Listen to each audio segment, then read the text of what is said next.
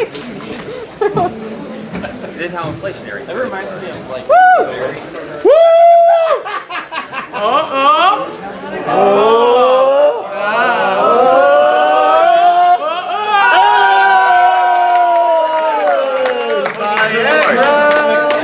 More air. I like that. It is an 18 plus. Yay! Let's start. You're really confusing. Hi everyone, I am Chris, the Comedy Bunny, and I am the keeper of the three-headed monster tonight. How are all of you enjoying Fursquared? There's been some ups and downs. Shut up. You may recognize me from such things as their coattails. Yeah! But I actually got asked to do this very last minute, like most things I get asked to do for conventions. I just kind of got a message saying, hey, you're gonna like do the like MC thing for Three-Headed Monster. I go, did we talk about that? He's like, yeah, we totally did. And I go, oh, well, I guess we did then. But same thing happened in a little bit here in this room. They're going to be doing, Iggy is going to be having a strange musical thing. And he asked me to be a part of it at some point at a party when I was very drunk. And I said, he's like, can you sing? And I said, no, I cannot sing. And he's like, well, you got to do something. And I said, well, I could rap or some shit. And he doesn't remember. I had no idea I said that. So 2 months go by, and I get a PDF sent to me that says, here's the order. And there it is, Chris, the Comedy Bunny, rap or some shit. And I go, oh, shit. And my roommate's like, what's wrong? And I was like, fuck, I have to rap now. What am I going to do? What do I do? And he's like, I don't know, you're at a con. Rap about con shit. And I'm like, what, I just get up on stage and be like, we at a con, get fucked up, fuck a dog in the butt. Oh my god. Fill my cup up with nut. That's another word for cum. Like, and he's like, I don't know, is that accurate? And I was like, well, it's not always a dog. And I was like, I can't do that on stage. And I just did. Yeah, you did. So past me is a fucking sucker. Let me welcome to the stage the first of the three-headed monster, a man who is no better than... Fuck, I fucked up. Xander, get up here. Alright, give it up for Chris. Yeah. Thank you very much. So this is weird, I know, because I'm going to be doing a lot of new material. And the weird thing about stand-up, it's like one of the only jobs where you have to test out the stuff in front of a live audience. And that's fucked up. What other job is like that? That would be just like a scientist goes on stage like, all right, everybody, I'm about to attempt to cure cancer. Make a wish, Timmy. Oh, he's dead. We're gonna need another Timmy. So yeah, this actually isn't just for the con theme, the Vegas con theme, if you will. I just like to dress up as my dietary role model. Because those who don't know, Elvis was crazy. He ate a whole bread loaf that was hollowed out, filled with a pound each of peanut butter, grape jelly, and bacon. And he would fly across the country for this. Good man. That is like the ultimate don't give a fuck wish. It really is. Like, I'm really inspired that he would fly across the country for the sandwich. I can barely get off my ass and go down the street to Taco Bell. And I love Taco Bell, okay? I've eaten so much Taco Bell, they should pay for my funeral and bury me in a $5 box. So I really, I admire that stuff. Elvis is amazing. And I forgot what else I wrote about him, so I gotta look at my goddamn notes. So, yeah. So, I mean, Elvis did all the drugs and all the food and all the booze. I mean, he's basically a bedazzled trash compactor. And so, whenever I see one of my friends just, I'm like, oh shit, he's going full Elvis. So I'm like, someone better take care of the king. Make sure he doesn't throw up in his top hat. Oh. You can guess what I'm talking about. So I'm like 38 now, and Elvis was like 38 when he was wearing this, so really basically the same lives, you know. He was drafted by the Army, I was drafted by the gay mafia. He made music that everyone loved all over the world, and I make amateur gay 3D porn. So, basically the same thing. Anyway. Let's see, what's been going on lately? Our roommate Miko got these adorable raggies. He's got little pet rats in the house. It's like, so I'm trying to I'm being open to it, and they're really adorable and stuff, and I'm watching them. And they were all in this starter cage where it was like an enclosure, but they were all sleeping in this small tunnel, and they were all cuddled up together. But then all of a sudden, I did not expect to see a metaphor up in front of my very eyes. Let me explain. Because they were all like front to back in the tube, and then one of them just started freaking out and couldn't stop moving. Like, oh no, what's wrong? And I looked closely, and one of the asleep rats is shitting on the other one's head. And this rat's just looking like, help me! I'm being shit on and I can't do anything about it! Sorry, this is America. Welcome to the club. Oh! I have slain one of the three-headed monsters. Yeah! Oh! Dude! Stop! Get out of here. I thought Alcoy was the chairman.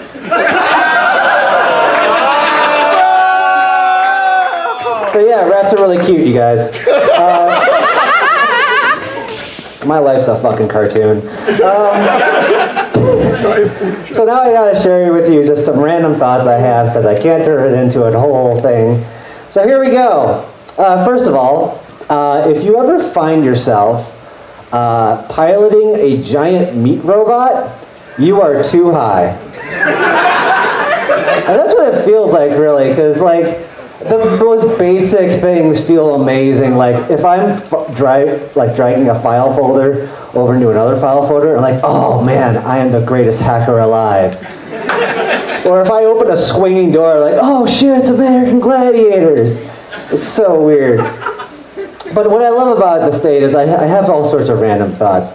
Like for once, I realized that really a live birth is the most horrifying unboxing video.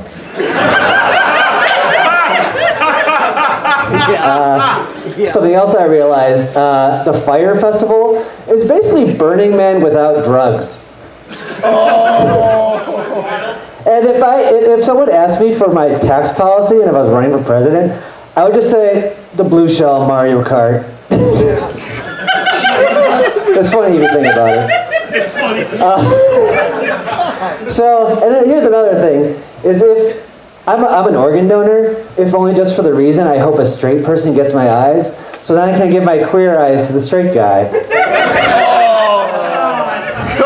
And that show actually pissed me off, because every one of the Fab Five has a gay superpower, and I never got a gay superpower, so I just thought that's how it worked, like an Elton John naming hat or something, I don't know. Everyone has this crazy power, and I just want to join them and be like the extra, just totally unnecessary member of the Fab Five. Like the guy who's paid by the Muddy Buddy Boss Tones to do the Running Man. That would be my equivalent. Because it'd be like, oh, here's Evan. He has a doctorate in beauty and fashion. And here's Xander. He's pretty good at Ninja Gaiden. Okay. So, and also, I was watching these back-to-back random 80s commercials, and thanks to one of them, I finally understand the multiverse. I finally understand alternate realities. Because in this one was for the Pillsbury streusel or something like that, and it was a fucking cake, alright? It was just a cake, but they were selling it like it was a super important part of this family's life. And it always had to be on the edge of the table. And there were 6 pieces that were like, have it for breakfast, have it for lunch and dinner, after coffee. Like, what is this world? Because there was parts where just the guy was like getting up to eat, like, oh son, did you have your goddamn cake? No man, I had pie. No fucking son of mine is eating fucking pie. You get your ass in here, eat some goddamn cake. This is a streusel household. One of those things that are funny to me, I guess. All right. Oh man, I'm gonna shift some stuff around. This is like, oh my god, this is just like a conspiracy theory. It's terrible. Oh yeah. So one thing, I love this hotel, but one of my favorite things about the hotel in IFC is there's an accompanying hotel where apparently they blew their whole budget on statues. And that's fucking hilarious to me, because it's just a regular-ass hotel in the middle of Indiana with these ornate statues. And I want to be at that meeting, because I just want to believe it's like, guys, La Quinta Inn is kicking our ass. What do we get? Motherfucking statues. And someone thought that was an amazing idea. So I wanted to see that commercial, like, you just see someone wake up all blurry-eyed, look at the statue, like, am I in ancient times? Nope, you're at the Marriott, where we have motherfucking statues. Don't forget to tip the bellboy. Actually, you don't have to tip the bellboy. He's a statue. It's like, I like to touch statues. No consent, no problem. They're statues. I know. It's okay, they're statues, like I said. And it's like, oh, what if you want adult entertainment? Hey, man, no problem. We don't have TV in here. We'll ship a statue to your room where you can jerk off the statue and it'll come little statues in your hand. Like I said, not a smart use of funds. Oh, damn. Let's see what else I got here. The people who want to get stoned. Yeah, exactly. Oh, that's Medusa's place. Yeah, so the other thing is, I've been paying attention to like the Democrats and how much, like, I'm just curious to see who's going to run. But the weird thing about today's world is our culture is so engrossed in entertainment all around us that now eventually, basically whoever runs for president has to be entertaining. By default, it's weird, because you got Donald Trump, who's basically just a racist Oompa Loompa that's gone Super Saiyan. So you need someone equally ridiculous, right? And that's why I kind of like Bernie. He's fucking crazy. Bernie Sanders is insane. The first time I saw that, like, wait, is that Dr. Wiley running for government? Because Bernie Sanders looks like Doc Brown being played by, oh, I got the wrong name. Oh, Doc Brown being played by Danny DeVito. When you hit 88 miles per hour, you'll be sent back to a time where we could create a middle class with higher taxes. Fuck you. Not you, Doc Brown. Anyway. I'll work on that one. All right, sorry. Ha! All right, I got one last thing for you guys. I'm kind of burning through my stuff, so that's how it works. Oh yeah, and here's another guy who's running for president. And it kind of makes me mad because on Obama's last State of the Union speech, he's like, I have given the task of curing cancer to Joe Biden. And like you should, Joe Biden's like, what the fuck? And so that happened. And the next thing Joe Biden did was create a podcast. I have a podcast.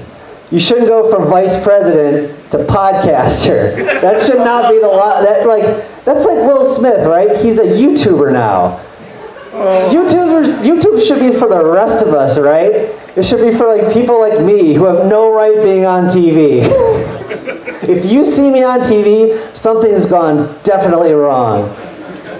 Like, okay, it's like when I look on Twitter and I see a celebrity trending on Twitter, I'm like, oh shit, who died, him or his career? And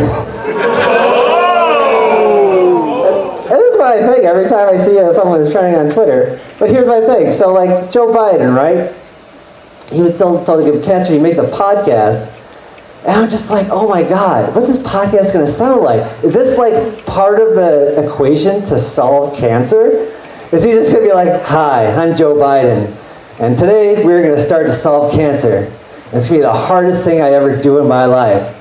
But even I can make a great web page with Squarespace. So just go doing the drag and drop and you can put up a great website. Anyway, back to the problems of the world. So part of that whole thing is climate change has actually created a lot of starvation and hunger in the world. But you'll never go hungry with Blue Apron. So be sure to put in the promo code former Vice President Joe Biden 2020 in the code to get 20% off. And now that he had a podcast, I wanted him to do all of his campaign funding on Patreon. It only seems fair. And I want to see all the different things because to me, Joe Biden would be the kind of person who'd be like, for $50, Joe Biden will be a pallbearer at your funeral.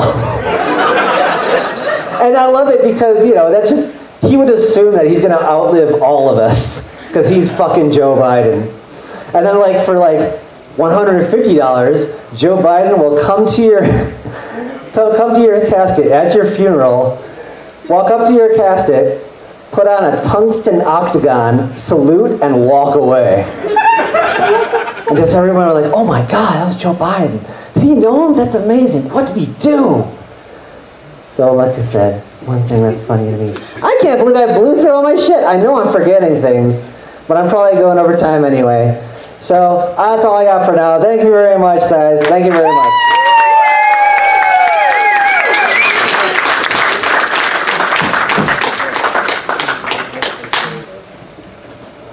Well, that didn't work. Everybody keep it going for Xander. Woo!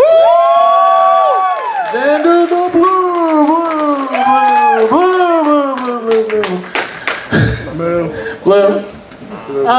What's weird is I actually used to work at for a hockey team as their production manager. So I ran all the events and shit like that.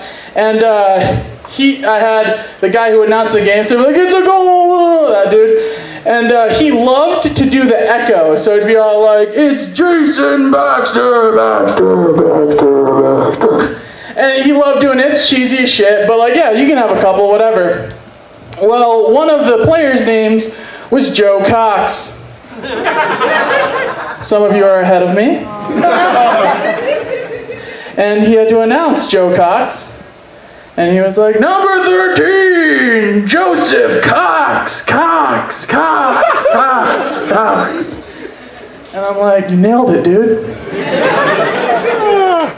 But he's like, yeah, I really did. He didn't get that, everyone was like, you said Cox, and we're all 14. And he's like, yeah, it's great. And he didn't do, that wasn't the only time. One time, he fucking, he was announcing the game, and he's like, looks like Cox is surrounded by guys.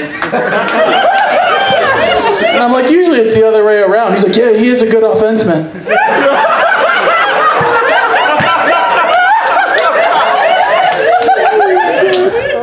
And so, my favorite one, though, I was like, hey man, do you have a favorite on the team? He's like, you know what? I'm a big fan of Cox. And I'm like, me too, man. Me too. And I felt kind of bad, and I wanted to apologize, but I never did.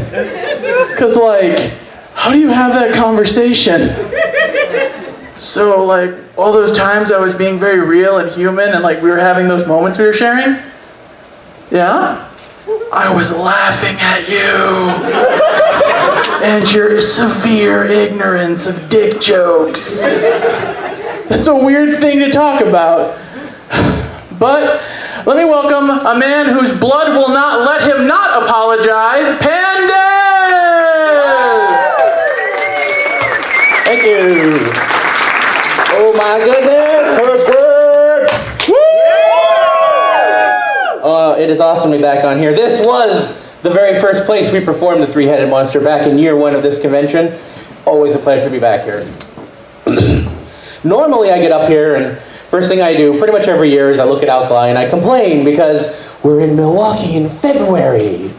Couldn't be in like the spring or the fall. But I can't complain now, because the weather right now is tame compared to several weeks ago. Yeah. Most of you are from the Midwest, I assume. Yeah. So you know. Yeah. It was crazy. I'm used to looking at the weather map and going, oh, light blue, medium blue, dark blue. Oh, that's cold. The entire Midwest was magenta. We're just like magenta. Oh, how cold is it where you are? Magenta. Oh, that's cold. There were places, toilet tanks were exploding. Like, the water was freezing solid and expanding and just pieces of toilet. The last thing I want, if I get up at 3 o'clock in the morning to go to the bathroom, is to find shards of porcelain everywhere. Which, by the way, doesn't that sound like a great metal album? Shards of porcelain. New from Polar Vortex, it's Shards of Porcelain. Toilet water. Frozen solid. Explosions. Fragments everywhere. Shards of porcelain!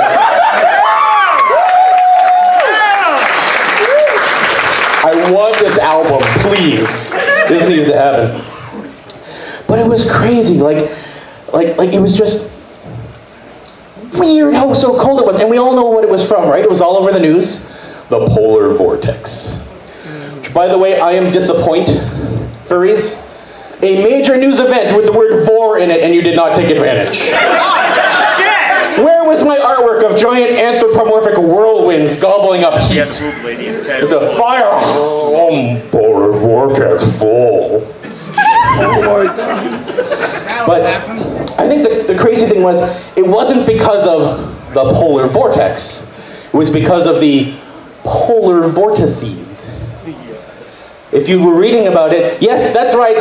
It split. It underwent mitosis and created 2 tiny versions. The polar vortex was cleaved in twain. And they were spreading apart. And it was great. They were showing this map of like the top of the Earth. And it was like, you had these curves coming in and coming back up and meeting each other. And these very purple epicenters of the polar vortex. The entire map was just a pair of magenta breasts. It was fantastic. Which, magenta breasts, doesn't that sound like an 80s over-sexualized superhero? Like Green Lantern, but like magenta breasts. You know, like, it's just like magenta breasts. Her nipples can cut through anything. Oh my God, yes. Wonder if magenta breast gives blue milk. Oh. Star Wars, they were drinking blue milk. I wonder if she visited there. Crossover. Why not? Debbie does Dallas, magenta breast does Ted 3. But it was really crazy. And I always wondered why they had these crazy, over-sexualized superheroes in the 80s. Like, you remember when Power Girl first came out?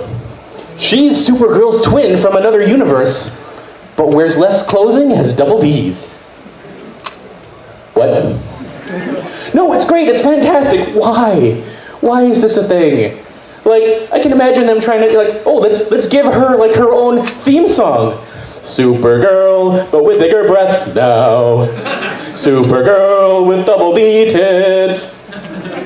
She dresses much skimpier. You can fire a gun at her, watch bullets bounce, peek, as well as her boobs. I don't understand that. It's crazy. But it was just nuts. All the crazy coolness going on. People were doing the -40 challenge. Did you see that going around? It was so cold, -40. I love that, by the way. That was the joke going on. Everyone was like, it's really cold. How cold is it? -40. Is that Celsius or Fahrenheit? Yeah. Yes.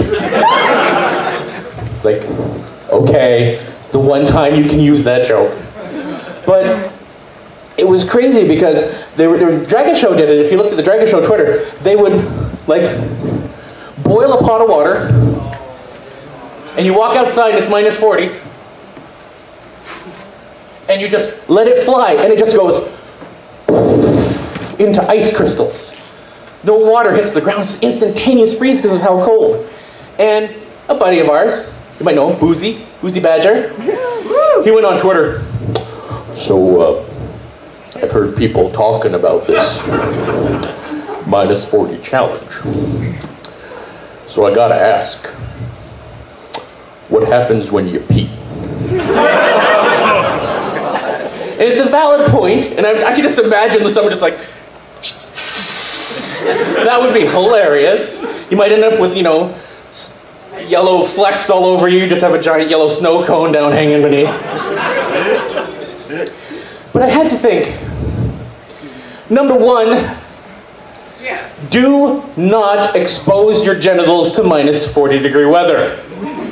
You will end up with dick frostbite.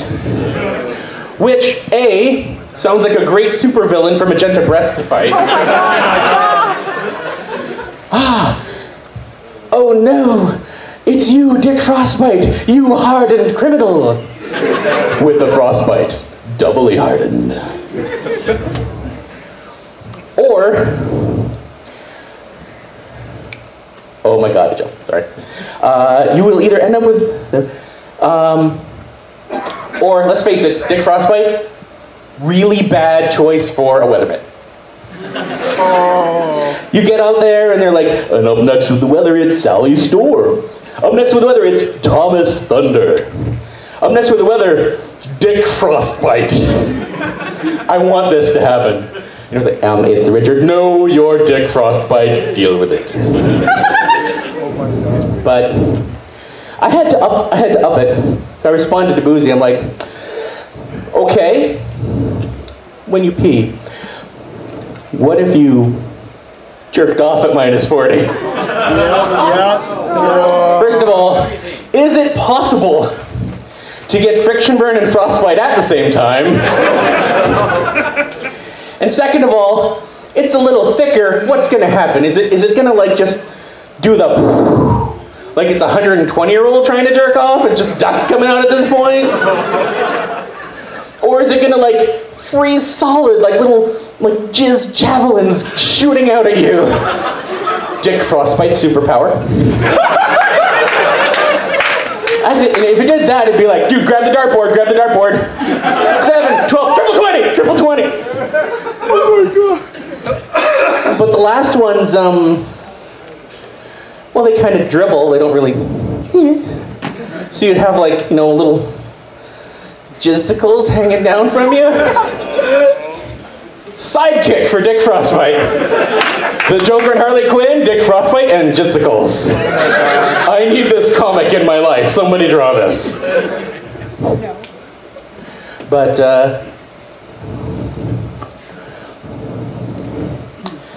oh my goodness. That can't be it. Wow, I blew through that twice as fast as I rehearsed it. That's what she said. Yes, I hear that a lot, actually. Oh, I don't know. Anyone have a story they want me to do that I haven't done in a while, or? Oh, Canada! Oh, I literally just took a halls because my throat is killing me, so I don't think I could sing right now. Please. Do you really want me to do Oh Canada? Yes. Why not? I don't know the French words. I should, but I don't know the French words. Oh my goodness. Okay. The cotton story. The what? The cotton story.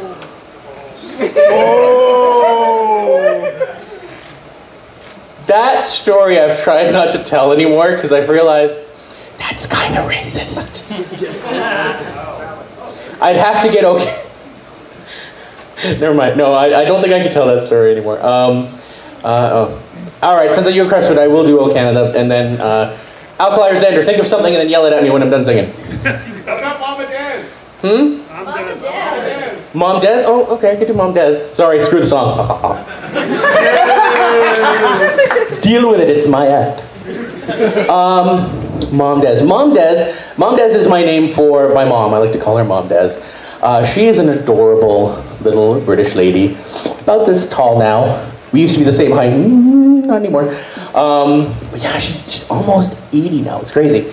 But so she grew up in Britain, and then came over to Canada to teach when she was very, very young.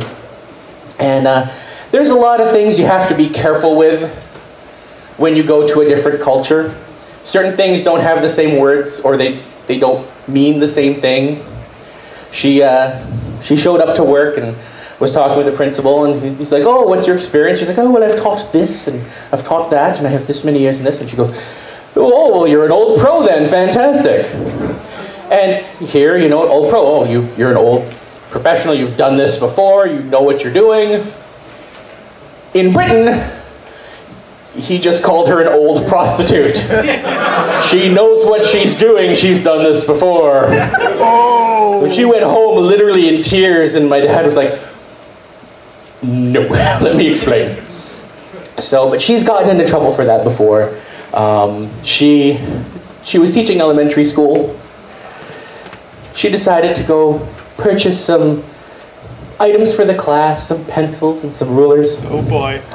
And some erasers. But they don't call them erasers in Britain. They call them rubbers. So she went into the pharmacy and went up to the pharmacist. "Yes, could you show me where I could purchase some rubbers, please?"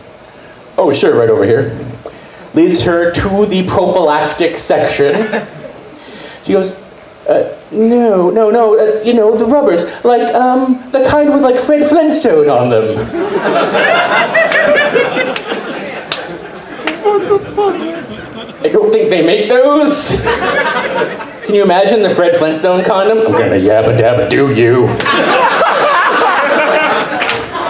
"Don't use the Scooby-Doo condoms, I hear those break." "Oh yeah. Oh my goodness. Yeah, she always likes to get us into trouble. We were attending a wedding once, and we left the reception, gone into the mall for a little bit that was attached to the hotel. I'm like, "Okay, we'll come back in a little bit." And we all went to get on the elevator. We get in there. Here's Mom Des right in front of me. And the elevator starts to close, and then they start to open again. And somebody's there. She's like, is this elevator going down?" And we all look at the whole Crozier family in the elevator. "No, we're going up."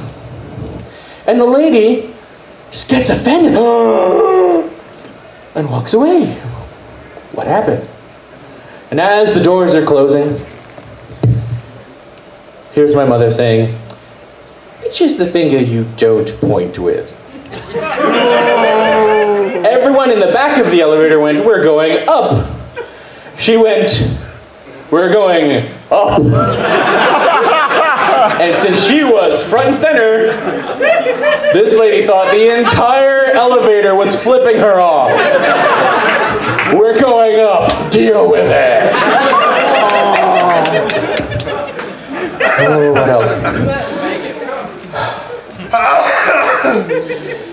So I keep going back and forth with trying to work out. And there was one point when I was really doing well, and I was hanging out with my family, and I was talking to them like, "Yeah, really trying to do lifting weights and stuff." And my family members sort of going, "Yeah, you work out those delts and those glutes and those bis and those tris." And Mom chimes in, "And your sphincter." What? You know that clinking noise in the background you normally hear at restaurants, people chatting, and the knives and forks on the plates, all of that screeched to a halt. And they turned to stare. Find out why this little old lady just yelled sphincter.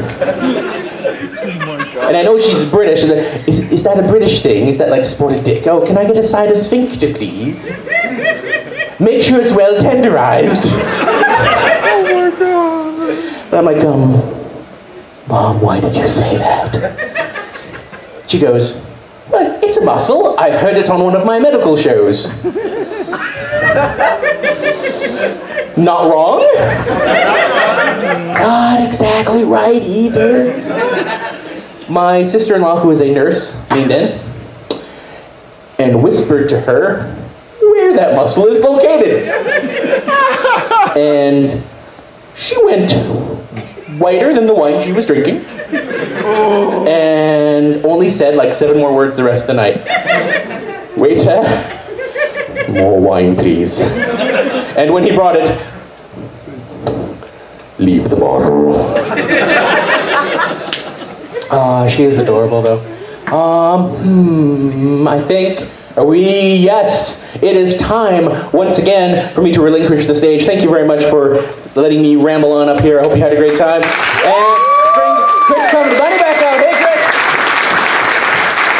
Everybody keep it going for the wonderful Lord Des! Des, before you go, how is your sphincter muscle doing? Tight. Tight? Tight. Tight, right, and ready to fight? Tight like a tiger. All right, good to hear. I keep forgetting my water out here. Okay, guys, okay. I actually almost didn't make it to this panel. I was running a little bit late. And it reminded me of a different time. I was running kind of late to a panel because I had to run back up to my room, and then I, had to get a few things, and I go running back down. And I'm waiting for the elevator. And I'm like, And a dude walks up behind me. He's waiting. And he notices my shirt. For those of you that can't read it, it says Piss Freak. And he goes, nice shirt, man. And I'm not even thinking about it. Yeah, thanks, man. Appreciate it. And he goes, so, are you into water sports? And I'm like, what? Oh, shit. No, I mean, I'll watch if they're on, but, like, I don't play. And I run, and I, get on the elevator, door shuts, and that's the end of that very interesting person. Oh, man. But, just imagine if I had said yes. What a weird adventure that would have been. Well, I've been like, oh yeah, definitely. And then Alkali's down here at a thing. He's like, where the hell is Chris? Where is Chris? And he's like, I don't. And everyone's like, I don't know, I haven't seen him. Last I knew, he went up to his room. He calls me out,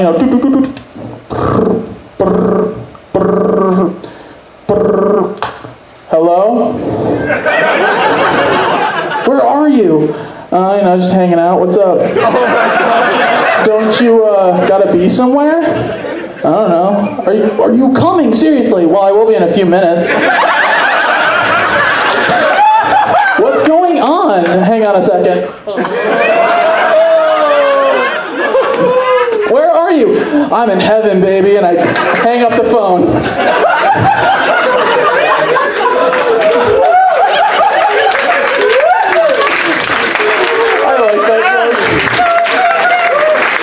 Alright, everyone. Welcome the man I just freaked out on the phone, Alkali!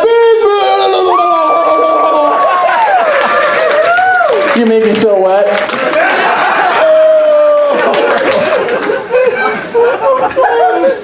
That was the third moistest hug I have had today. And I'm growing used to it. Xander's a genius and reminded me that the program on my phone, Telegram, can take notes. There's a button that lets you save notes for yourself. So when I get blackout drunk, I can still write comedy. But apparently I write it in code. Oh no. And I need to give a huge thank you to my friend, Lord Pandez, because now I understand one of my messages. About a month ago, I wrote to myself, we need a dartboard for Pandez's jizz javelins.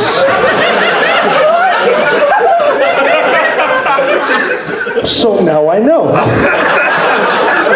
That one had been confusing me for a while. I'm really glad it wasn't what I thought.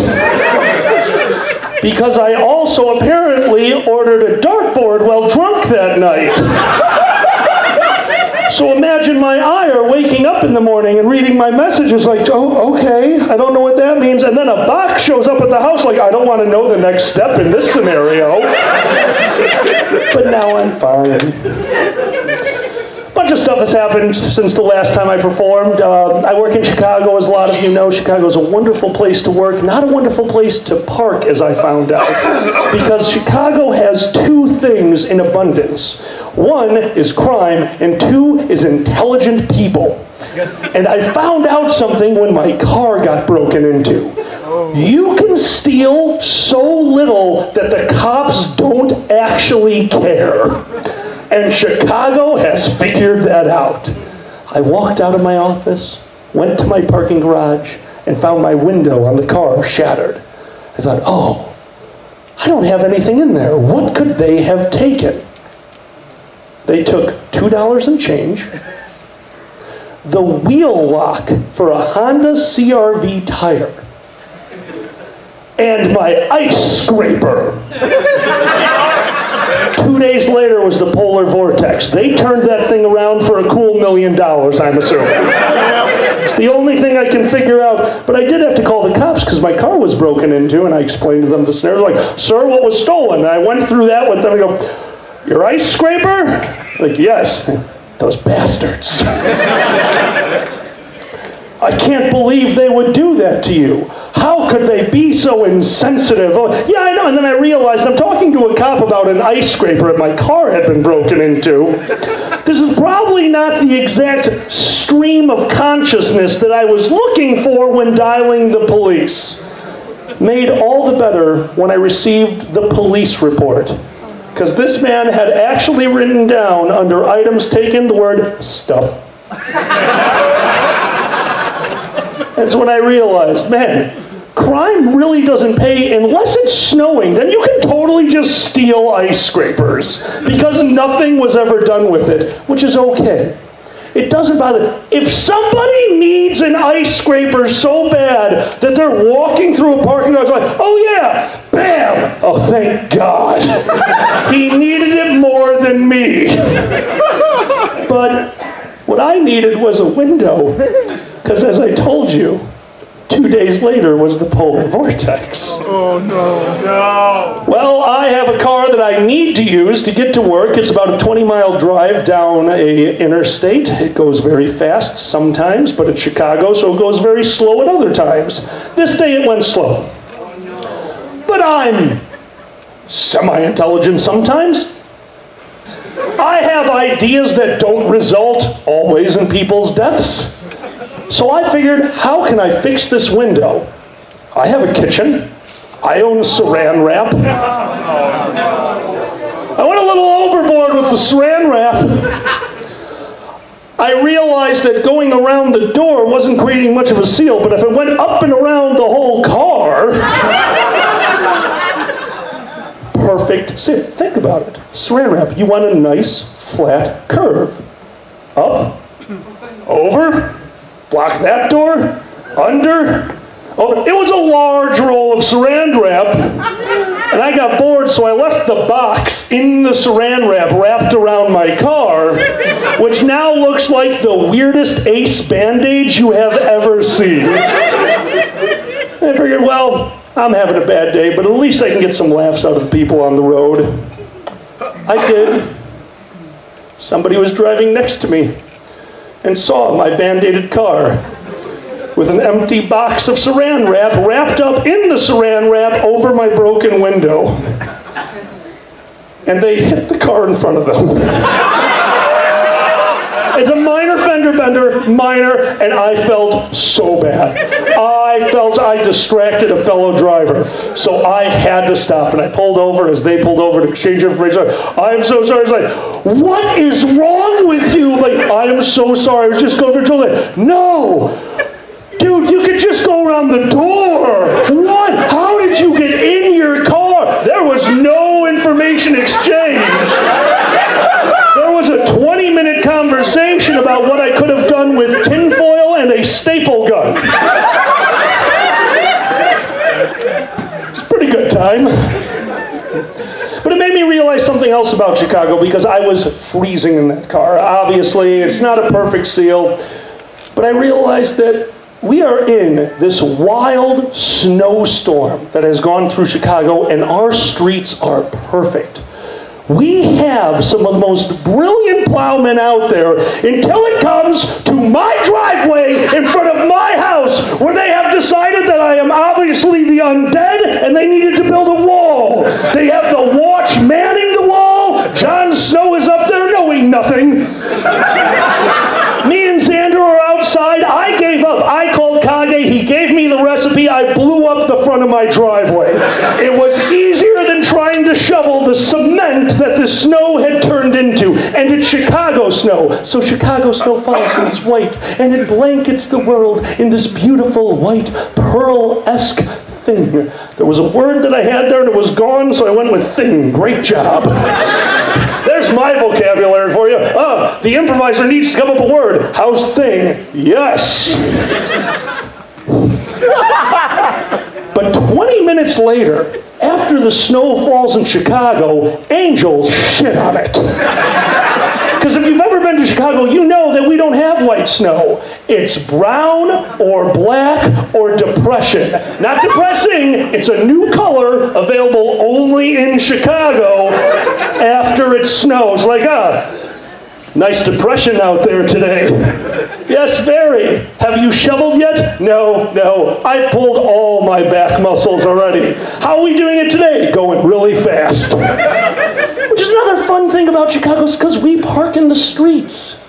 Every day, pulling out of my snowy driveway is like the world's deadliest game of ping pong. Because I know, since I'm a side street, they've plowed it. I don't know what they own that does this, but on the main roads, beautiful thoroughfares. Perfect way to get to work. Side streets, I think they just have one of those steamrollers like, this'll make ice. And now the front of my driveway, that's the wall of force that I'm not getting through. The other side of my driveway is a parked car, and in between it is just ice.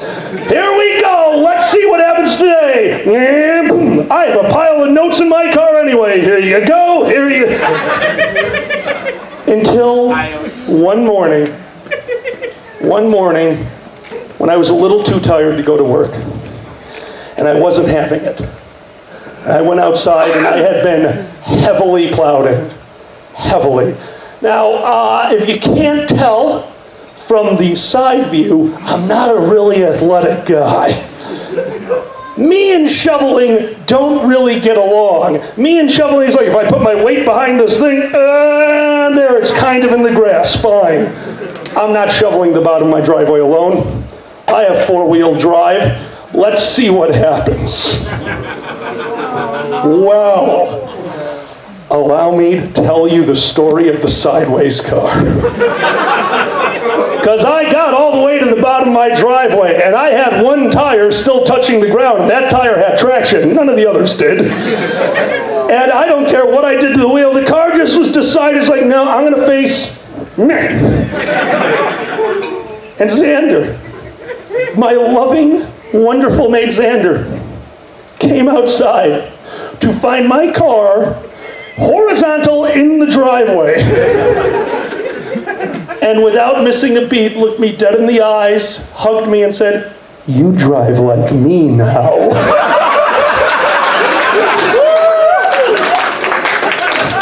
I didn't go to work that day. Actually, not going to work that day was wonderful because I got to upgrade the smarts in my house. Does anyone else here, is anyone else in the process or trying to smart their house with an Alexa? So you have those wonderful, yeah, oh my God, they are the most amazing things ever. You ask it a question and it makes a suicide joke 50% of the time. It is the most depressing machine I have ever. You can ask an Alexa, when will the world end? And it has an answer, and I could not stop laughing. But nothing will beat, and I do apologize, I think I'm going to have to ask Xander the word that he asked it. Xander, what did we ask Alexa while laying in bed for the ultimate response? Ska? Is it ska? Oh. He asked while laying in bed, because we have an argument in the house. Miko, our roommate, is a music mouse. He knows a lot about music. He creates some of his own. He's really good at it. And one night, Xander drunkenly yelled from the other room, without prompting, "All music with ska, with horns is ska!" And Miko yelled back, "Taps!"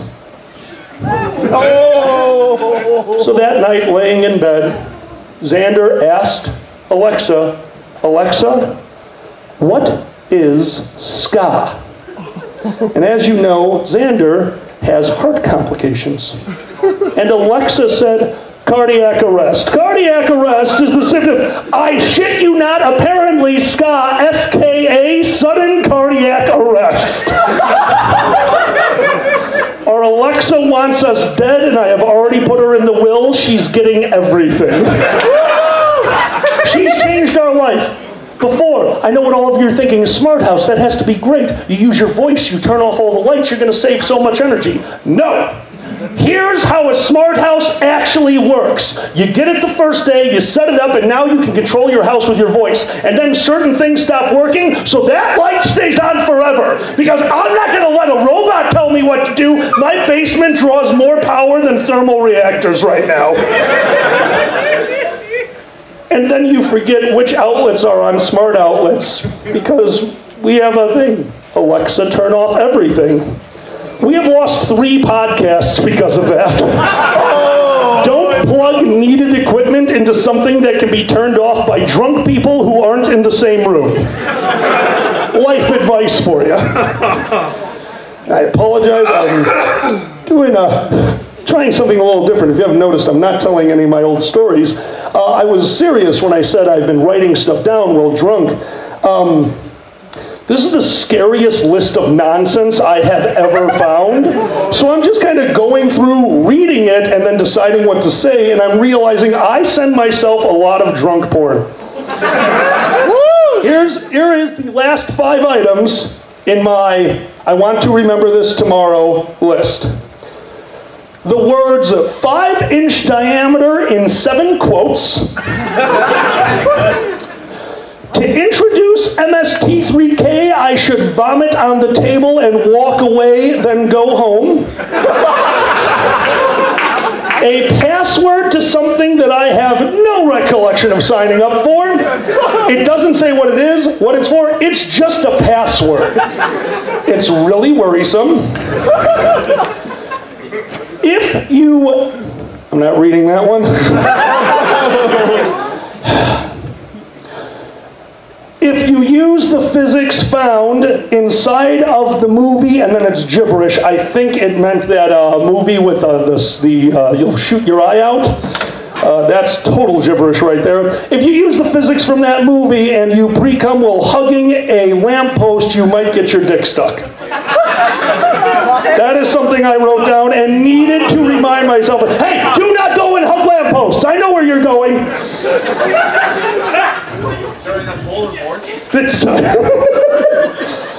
And then I wrote the word car fires and sent it to myself 3 times. So I don't know if I'm actually accomplishing anything that I wanted to, but I do have to admit, going back and reading this thing makes me realize that, I was about to say AAA, that's not right, that Alcoholics Anonymous is not necessary at all.